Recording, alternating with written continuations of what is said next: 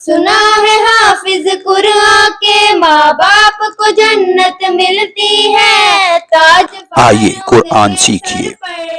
Chapter number 105 lesson number 1۔ مجھے بھی ایسا موقع دے، بسم اللہ الرحمن الرحیم۔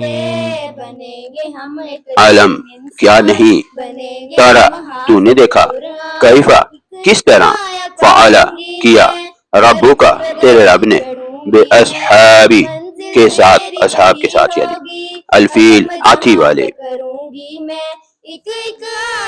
ألم تر كيف فعل ربك بأصحاب الفيل؟ کیا آپ نے نہیں دیکھا کہ آپ کے رب نے ہاتھی والوں کے ساتھ کیسا سلوک کیا؟ علم کیا نہیں، یجعل اس نے بنا دیا، کیدہم ان کا مکر یا چال، فی میں تضلیل ناکام و نامراد۔ ألم يجعل كيدهم في تضليل؟ کیا اس نے ان کی چال کو ناکام و نامراد نہ کر دیا؟ وَأَرْسَلَ اور بھیج دیا، علیہم ان پر، طیرن پرندے، ابابیل جھنڈ جھنڈ کے۔ وأرسل عليهم طيرا أبابيل اور ان پر جھنڈ کے جھنڈ پرندے بھیجے، ترمیہم مارتے تھے انہیں، بحجارت پتھروں سے، من سجیل پکی ہوئی مٹی کے، ترميهم بحجارة من سجيل جو ان پر پکی ہوئی مٹی کے پتھروں سے مارتے تھے، فجعلہم تو کر دیا انہیں، کعصف کچرے یا تنکے کی طرح، مأکول جو کھایا ہوا ہو، فجعلهم كعصف مأكول پھر اس نے انہیں ایسا کر دیا جیسے کھائے ہوئے بھس کے تنکے۔ مضمون: یہ صورت ابابیل کے واقعہ اور ہاتھی والوں اصحاب الفیل کی ہلاکت کے بارے میں ہے۔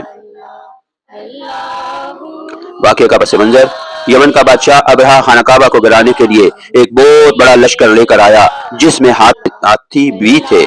اللہ تعالیٰ نے ان پر پرندوں کے جھنڈ ابابیل بھیجے جو چھوٹے چھوٹے پتھروں سے ان کو ہلاک کر گئے۔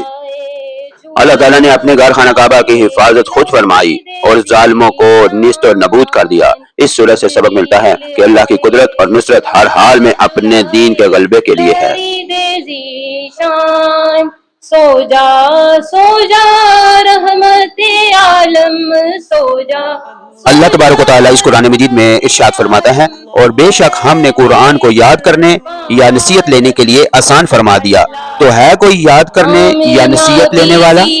کے گلشن میں آئی ہے تازہ بہار، آمینہ بی بی کے گلشن میں آئی ہے تازہ بہار، پڑھتے ہیں صلی اللہ وسلم، پڑھتے ہیں صلی اللہ، پڑھتے ہیں صلی اللہ وسلم، پڑھتے ہیں صلی اللہ، پڑھتے ہیں صلی اللہ